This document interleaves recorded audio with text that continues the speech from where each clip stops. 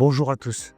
Alors aujourd'hui dans cette vidéo, je vais me focaliser sur une question d'actualité récente.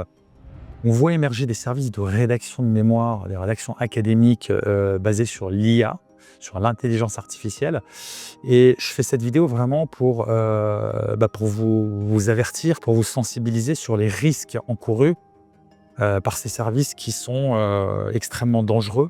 Euh, La rédaction académique, c'est notre métier. Nous savons pertinemment, puisque nous y sommes confrontés chaque jour, à les attendus des écoles, notamment au niveau de l'originalité du contenu, de l'unicité du contenu et de l'absence de plagiat.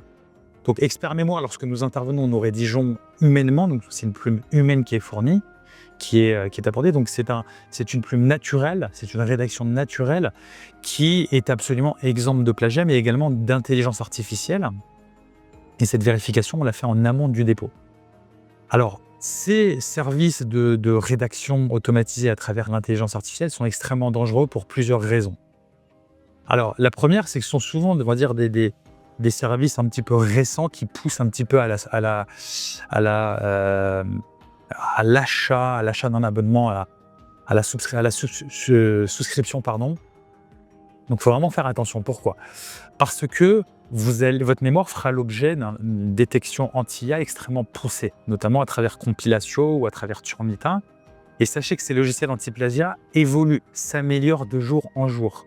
Et les risques associés au plagiat, et sachez qu'un contenu rédigé par l'intelligence artificielle est considéré d'un point de vue académique comme un plagiat, si ce contenu est détecté par ces scans-là, vous risquez le conseil de discipline. Donc non seulement vous aurez payé pour un service qui vous aura fourni un contenu IA qui n'est pas le vôtre et qui appartient à l'IA, bien évidemment vous n'allez pas citer l'IA dans votre mémoire, et si vous le faisiez, forcément votre mémoire ne sera pas validée, mais la logique intellectuelle aurait voulu que vous citiez l'IA. Bien évidemment ça n'a pas de sens, et le contenu IA risquera d'être détecté par les logiciels anti-plagiat, les logiciels anti-IA, qui, je vous le rappelle, détectent les patterns, donc les styles de langage issus de l'IA,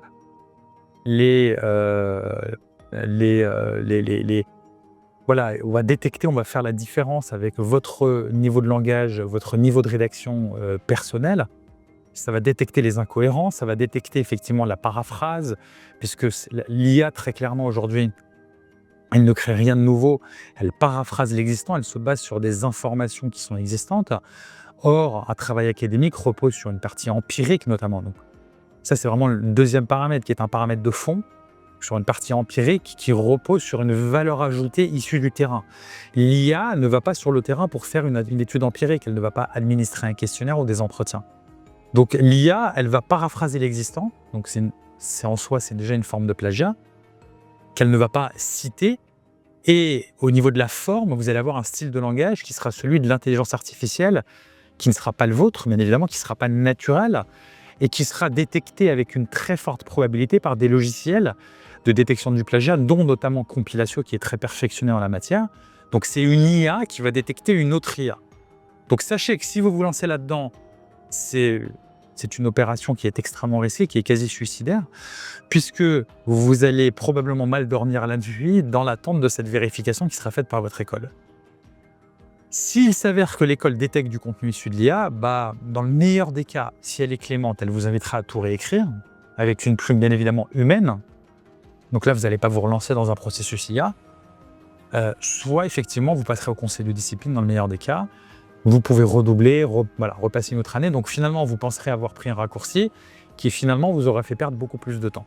Donc mieux vaut faire les choses un petit peu plus lentement, mais de les faire convenablement, conformément aux standards académiques, et à mettre en œuvre un style rédactionnel humain, donc une rédaction humaine dans votre mémoire, que ce soit votre propre rédaction, ou si vous faites appel à un rédacteur académique, comme les services que nous fournissons, qui passent ces scans-là, puisque de toute façon, c'est un être humain, un rédacteur humain qui rédige ce mémoire, et puis ça fait 15 ans qu'on fait ce métier, on a une très bonne réputation et ça marche.